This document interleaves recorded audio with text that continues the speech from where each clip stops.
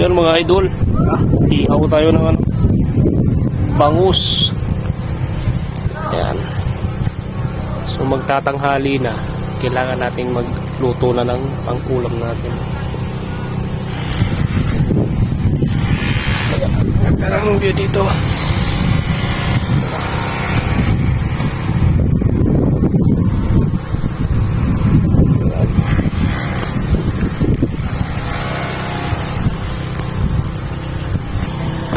Isa.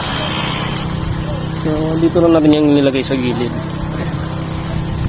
habang nagpapaano pa tayo ng pag nawala na yung apoy, lalagyan natin doon, diba?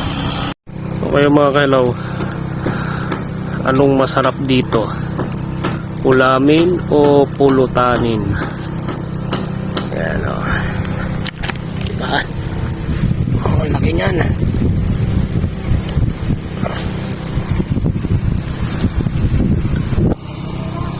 Ayan na guys, nawala na rin yung apoy niya, so pwede na natin siyang ilagay rito. Ano to na yan.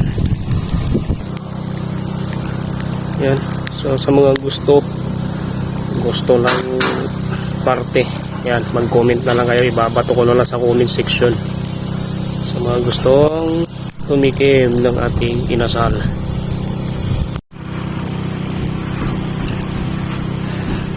Parang nabigla yata sa apoy mga kailaw, ano?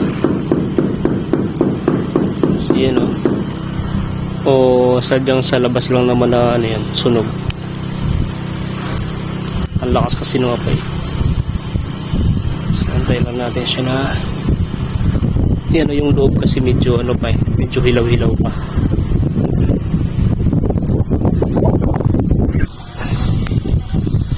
Kaya maya, luto na to mga kailaw.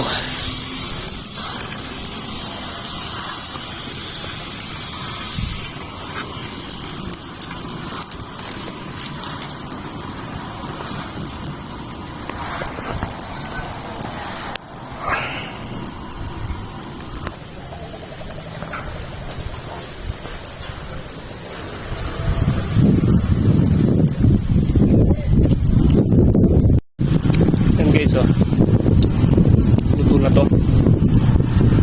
So, ano bang ikantay natin? Sibugan na to.